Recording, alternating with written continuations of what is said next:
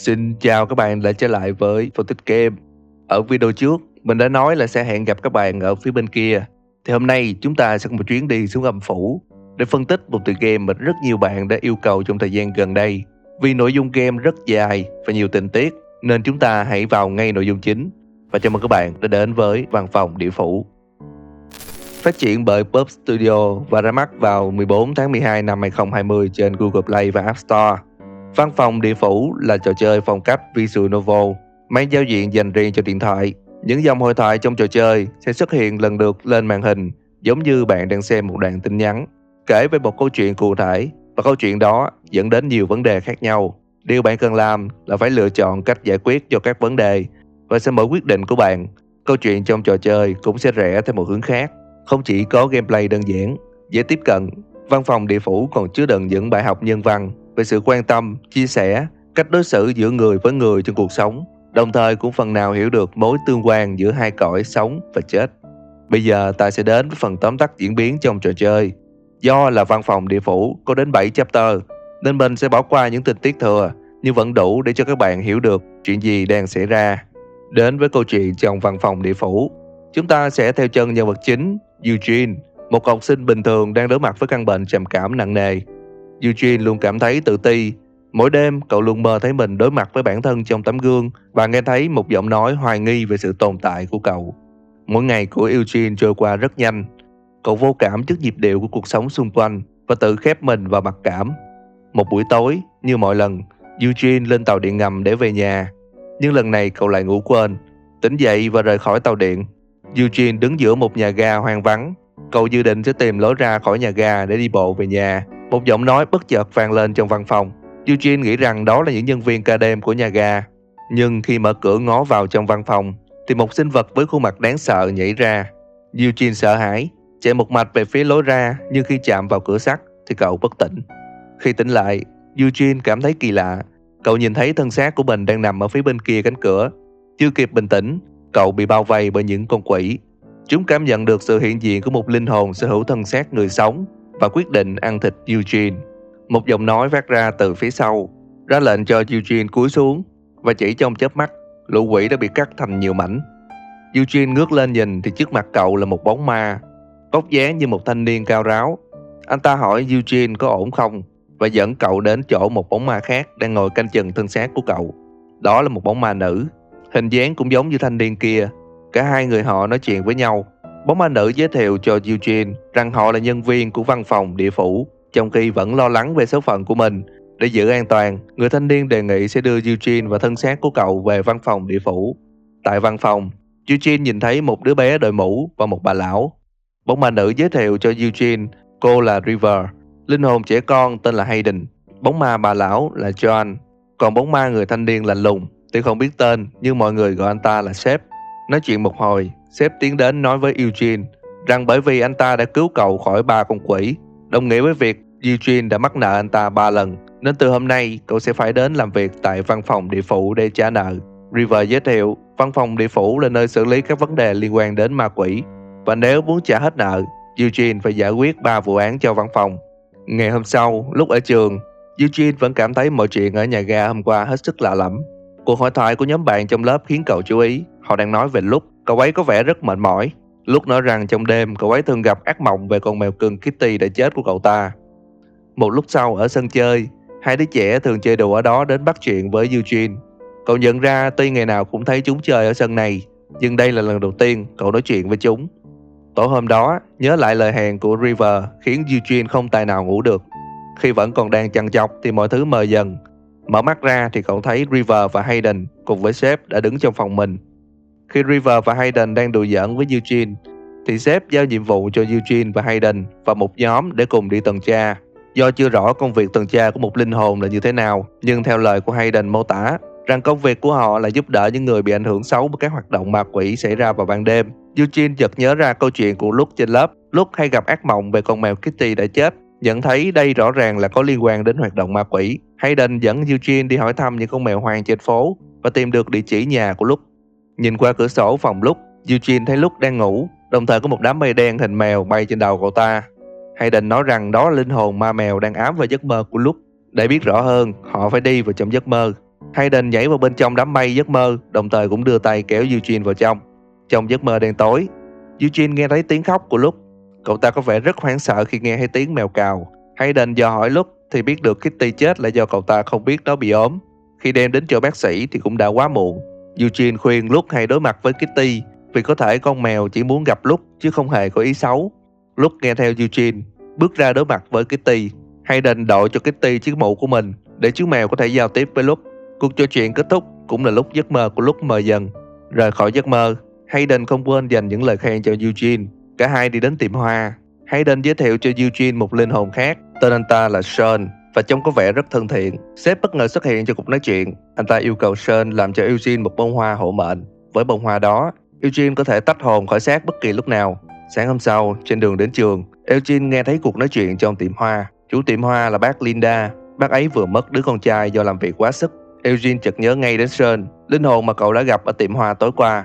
Eugene biết được bác Linda muốn gặp lại Sean lần cuối và cậu dự định tối nay sẽ liên lạc với Sean để làm điều đó. Tối hôm đó, Eugene dùng bông hoa hộ mệnh để xuất hồn. Vừa tỉnh lại thì đã thấy River đợi sẵn. River nói rằng hôm nay Eugene sẽ đi tận cùng cô. Eugene kể cho River chuyện đã xảy ra với bác Linda tại tiệm hoa sáng nay. Chẳng chần chừ, River dẫn Eugene đến thẳng tiệm hoa để nói chuyện với Sean. Cậu giải thích với Sean rằng tất cả những gì bác Linda cần không phải là một tấm vé số trúng thưởng, mà là được gặp Sean một lần cuối. Ngay lúc đó, sếp cũng xuất hiện, gọi River đưa Eugene về nhà. Ngày hôm sau, trên tàu điện ngầm, một sự kiện kỳ lạ xảy ra. Những người ngủ trên tàu đồng loạt thức giấc do gặp ác mộng. Nghi ngờ có sự xuất hiện của các linh hồn, Eugene quyết định sẽ đi ngủ sớm để kể lại sự việc cho mọi người ở văn phòng địa phủ. Khi đến văn phòng, mọi người đang nói chuyện gì đó rất vui. Hayden bất ngờ nhìn thấy Eugene xuất hiện. River và John cũng có vẻ ngập ngừng và thắc mắc tại sao Eugene lại đến văn phòng sớm như vậy. Sếp lúc đó cũng xen vào cuộc hội thoại. Nhưng khi nghe bà John nói rằng Eugene đã đến văn phòng từ sớm, sếp đã nổi giận và ra lệnh cho Eugene từ nay không cần phải làm việc tại văn phòng địa phủ nữa và lấy lại bông hoa hộ mệnh. Mọi chuyện xảy ra nhanh đến mức nó kết thúc ngay cả khi Eugene chưa kịp nhận ra mình đã làm gì sai. Ngày hôm sau, Eugene dành cả ngày để suy nghĩ về chuyện đã xảy ra. Cậu buồn bã và lại rơi vào mặc cảm.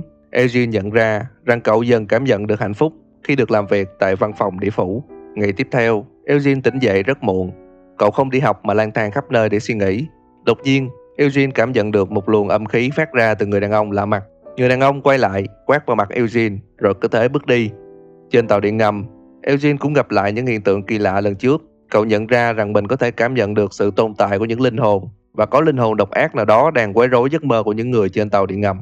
Eugene quyết định thực hiện một kế hoạch rằng cậu sẽ xuất hồn bằng cách chạm vào cánh cửa sắt ngăn cách giữa hai thế giới, sau đó lên tàu điện ngầm để tìm hiểu về linh hồn độc ác. Eugene bắt gặp một linh hồn cầm kéo đang tấn công giấc mơ của mọi người. Cậu hét lên gọi River thì bị linh hồn đó nghe thấy. Nó vung kéo truy đuổi cậu, nhưng may mắn Joan đã có mặt ở đó để ngăn chặn.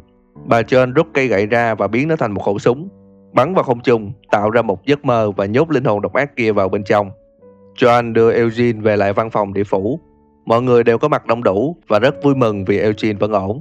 Sếp nói với Eugene rằng lý do mà cậu bị đuổi khỏi văn phòng địa phủ là do cậu vẫn là người sống, nhưng lại đặt cõi chết lên trên cuộc sống đời thường. Sếp đưa lại cho Eugene bông hoa hộ mệnh và yêu cầu tối mai Eugene sẽ đi cùng anh ta để xử lý một trường hợp linh hồn khác. Tối hôm sau, Eugene gặp lại sếp. Họ đột nhập vào một căn hộ cũng chính là căn hộ của người đàn ông kỳ lạ mà Eugene đã gặp hôm trước. Đi loanh quanh trong nhà, Eugene phát hiện người đàn ông này là bố của những đứa trẻ mà cậu đã gặp ở sân chơi. Bên trong phòng ngủ của ông ta xuất hiện một con quái vật màu đỏ. Sau khi tìm hiểu rõ thì Eugene mới biết rằng con quái vật chính là vợ của người đàn ông kia. Ông ta đã giết vợ mình, khiến linh hồn của cô ta hiện về mỗi đêm để báo thù. Do linh hồn người chết không được làm hại người sống, nên sếp dự định sẽ tiêu diệt con quái vật đỏ. Eugene đã cố gắng ngăn lại nhưng sếp vẫn quyết định ra tay. Trở lại nhà, Eugene buồn bã vì chuyện đã xảy ra. Cậu cảm thấy bất công với linh hồn của người vợ và lo lắng với sự an toàn của những đứa trẻ. Sáng hôm sau, Eugene tỉnh dậy và suy nghĩ. Cậu quyết định sẽ giúp những đứa trẻ thoát khỏi ông bố độc ác. Lúc này trò chơi sẽ cho chúng ta hai lựa chọn. Một là Eugene sẽ tự mình đến nhà của những đứa trẻ. Và hai là Eugene sẽ nhờ đến sự giúp đỡ của linh hồn độc ác trên tàu điện ngầm. Hai sự lựa chọn này sẽ dẫn đến 7 ending khác nhau. Nhưng để mọi chuyện dễ hiểu nhất có thể, mình sẽ lập một sơ đồ dẫn đến 7 ending này. Như đã biết, chúng ta có hai lựa chọn. Nếu Eugene chọn tự giải cứu những đứa trẻ, người đàn ông sẽ truy đuổi Eugene. Cuối cùng người đàn ông bị cảnh sát bắt. Tối đó, sếp nói chuyện với Eugene và ngỏ lời mời cậu trở thành nhân viên chính thức của văn phòng địa phủ. Nếu chọn đồng ý, bạn sẽ nhận được ending mang tên Người phàm từ văn phòng địa phủ. Cụ thể là Eugene sẽ tiếp tục cuộc sống phàm trần vào buổi sáng và làm việc cho văn phòng địa phủ vào buổi tối. Nếu không đồng ý gia nhập, sếp sẽ chia tay Eugene và cậu sẽ tiếp tục cuộc sống vui vẻ với người bạn tân lúc, tạo nên ending bên ngoài gương. Đây là nhánh ending dễ đạt nhất trong trò chơi. Đến với nhánh thứ hai, Eugene không tự đi cứu những đứa trẻ mà nhờ sự giúp đỡ của linh hồn độc ác. Nó sẽ bắt Eugene lựa chọn tự tay giết người đàn ông kia hoặc để nó giết. Nếu lựa chọn tự tay giết người đàn ông, Eugene sẽ biến thành quái vật. Sếp sẽ đến trao cho Eugene quyền tiếp quản văn phòng địa phủ, dẫn đến ending quái vật từ văn phòng địa phủ. Còn nếu chọn để linh hồn độc ác giết, thì sau đó Eugene sẽ tiếp tục phải lựa chọn cứu hoặc không cứu người đàn ông. Nếu chọn cứu, thì sếp sẽ đến giúp Eugene, đưa cậu về nhà và cho cậu sống tiếp cuộc đời phàm trần, dẫn đến ending đợi chờ. Còn nếu chọn không cứu người đàn ông, Eugene sẽ biến thành quái vật, sếp sẽ đến và tiêu diệt cậu ta, dẫn đến ending quái vật. Nhưng ending này sẽ có một điều đặc biệt, đó là sau khi bị giết, Eugene tỉnh dậy trên giường và nhận ra đó chỉ là một giấc mơ. Chúng ta sẽ quay lại việc lựa chọn Eugene sẽ tự đi cứu những đứa trẻ hay nhờ sự giúp đỡ của linh hồn độc ác.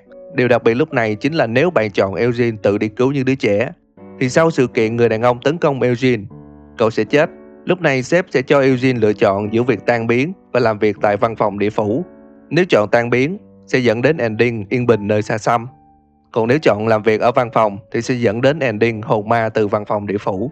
Đó là tóm tắt toàn bộ diễn biến và sơ đồ dẫn đến 7 ending của văn phòng địa phủ. Vậy là chúng ta có câu chuyện về một cậu bé người sống có tâm lý bất ổn, vô tình gặp được những người bạn tại thế giới linh hồn và từ đó dần trở nên tốt hơn. Một vài điều đáng lưu ý trong cốt truyện của văn phòng địa phủ là cách hoạt động của thế giới linh hồn. Một linh hồn ở địa phủ luôn sở hữu hai nguồn năng lượng, thiện nghiệp và ác nghiệp.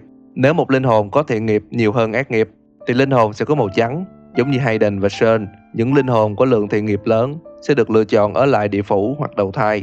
Nhưng nếu một linh hồn có lượng ác nghiệp nhiều hơn thiện nghiệp, linh hồn đó sẽ trở thành những bóng ma và có màu đen giống như River và Seth. Nếu lượng ác nghiệp lớn hơn thiện nghiệp nhiều lần, thì linh hồn đó sẽ trở thành quái vật, và nếu cứ tích tụ thêm ác nghiệp, linh hồn quái vật sẽ mất dần đi ý thức và trở thành những con quỷ, giống như 3 con quỷ mà Eugene đã gặp lần đầu tiên. Đến với phần phân tích nhân vật.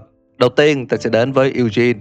Ngay từ đầu ta biết rằng Eugene là một cậu bé nhút nhát. Cậu luôn nghĩ rằng mình là một kẻ vô dụng, tự cô lập bản thân với mọi người, và cũng vì sự cô lập đó, Eugene luôn nghĩ rằng mình là một người không đáng để quan tâm.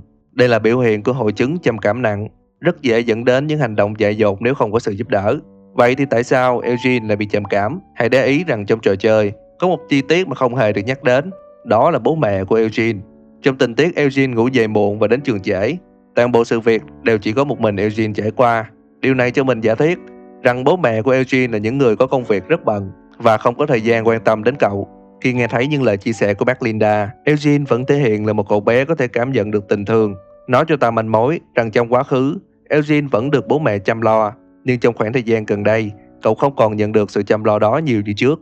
Chính vì điều đó đã khiến cho Eugene cảm thấy lạc lõng, cô đơn và tự trách mình là một người không đáng để quan tâm. Ngay từ đầu trò chơi, ta thấy Eugene luôn gặp phải một cơn ác mộng. Cơn ác mộng này có sự xuất hiện của một con quái vật mà về sau chúng ta biết rằng đó chính là Eugene. Cơn ác mộng này dừng lại sau khi Eugene làm xong vụ án đầu tiên ở văn phòng địa phủ. Nhiều người sẽ nghĩ rằng chính sếp đã khiến cơn ác mộng biến mất, nhưng thực sự không phải như vậy. Cơn ác mộng của Eugene chỉ đơn thuần được tạo ra bởi những xúc cảm tiêu cực mà cậu đang có trong lòng. Trò chơi muốn ta hiểu rằng, ngay trước khi Eugene tham gia văn phòng địa phủ, thì một phần linh hồn của cậu đã trở thành quái vật. Và sau khi làm xong nhiệm vụ đầu tiên, Eugene đã được những linh hồn ghi nhận công sức. Họ đánh giá cao và ủng hộ việc cậu đã làm. Chính điều đó đã khiến cho Eugene cảm nhận được sự tích cực trong cuộc sống, quên đi sự tiêu cực, và cơn ác mộng cũng vì thế mà biến mất. Đến với những thành viên của văn phòng địa phủ, mỗi người đều có một quá khứ, và nếu để ý, bạn sẽ biết được quá khứ của họ, nơi họ chết và có thể là cả lý do. Trước tiên là Hayden. Dựa vào tạo hình, ta sẽ thấy đầu của cậu ta không có tóc, nên Hayden có lẽ đã mắc một căn bệnh ung thư khi còn nhỏ. Cậu phải ở lại bệnh viện để điều trị nhưng không thể qua khỏi. Đến với bà John, bà ta sở hữu cây gậy có khả năng biến thành một khẩu súng trường. Trong phân cảnh bắt linh hồn độc ác, ta sẽ thấy bà John tạo ra một giấc mơ mà trong đó chiến tranh đang nổ ra, nên có thể hiểu rằng bà John từng là một người lính và đã hy sinh trên chiến trường. Đến với River, cô ta là một bóng ma rất thích trừ gian diệt ác. Chính River trong ngày đi tuần với Eugene đã dự định sẽ đi đánh bọn lưu manh và bắt kẻ cướp. Trong phân cảnh Eugene được bà John cứu về văn phòng, River đã run rẩy và nói rằng cô rất sợ tàu điện ngầm. Nên có thể River lúc còn sống là một học sinh bình thường, nhưng cô có khả năng võ thuật. và cô sử dụng nó để giúp đỡ mọi người. Và trong một lần bắt cướp thì cô đã bị tấn công và chết trên tàu điện ngầm. Đến với sếp, người được River xem là lớn tuổi nhất, và như cách ăn mặc của anh ta thì rõ ràng anh ta là người ở thời xưa. Trong một bức ảnh của trò chơi mang tên Quá khứ của sếp, ta sẽ thấy anh ta mặc bộ đồ đồng phục của binh lính. Có thể anh ta là một chỉ huy, vì trong trò chơi ta thấy rằng sếp rất có khả năng lãnh đạo, nên mình có giả thiết rằng sếp lúc còn sống là một người lính tốt, luôn làm điều đúng đắn, và anh ta đã hy sinh trong lúc làm nhiệm vụ. Tuy mỗi linh hồn đều có một quá khứ khác nhau, nhưng họ có điểm chung là luôn mang trong mình một điều gì đó chưa thể buông bỏ. Chính điều đó là lý do khiến họ luôn mắc kẹt ở địa phủ. Họ không siêu thoát vì họ không muốn như vậy, vẫn ham vui giống như Hayden, sống trong quá khứ như là John, tiếc nuối vì chưa thể hoàn thành như là River, và tinh thần thực thi trách nhiệm như sếp, hoặc đơn giản là chối bỏ thực tại như Eugene. Đến với 7 ending của trò chơi, bạn có tự hỏi rằng đâu mới là ending thật sự? Rất khó để xác định chắc chắn vì ending nào cũng có khả năng xảy ra. Nhưng theo giả thiết của mình, ending người phàm ở văn phòng địa phủ chính là ending mà tác giả muốn hướng tới. Manh mối của điều đó là trong tất cả ending đều kết thúc bằng chữ The End. Nhưng trong ending người phàm ở văn phòng địa phủ thì nó lại kết thúc bằng một lời cảm ơn. Có lẽ điều tác giả muốn nói ở đây là trò chơi như một lời nhắc nhở rằng mỗi người chúng ta không ai hoàn hảo, và chỉ có bản thân ta mới là người quyết định hướng đi trong cuộc sống của mình. Ta phải luôn làm điều đứng đắn để không tự biến tâm hồn của mình thành quái vật. Phải mở lòng để được mở lòng, lắng nghe để được lắng nghe, và quan trọng nhất là yêu thương để được yêu thương. Cũng như cái cách mà mọi người đã yêu thương Eugene tại văn phòng địa phủ. Và đó là những phân tích và giả thuyết của phân tích game cho cốt truyện của tựa game Văn phòng địa phủ. Nếu có gì không hợp lý hoặc sai sót, các bạn hãy comment bên dưới nha. Và hãy nhớ những gì mình nói trong video chỉ là giả thuyết thôi. Đừng quên bỏ lại một like, share và theo dõi phân tích game. Mình là Gino và chúng ta sẽ gặp lại nhau ở video sau nhé.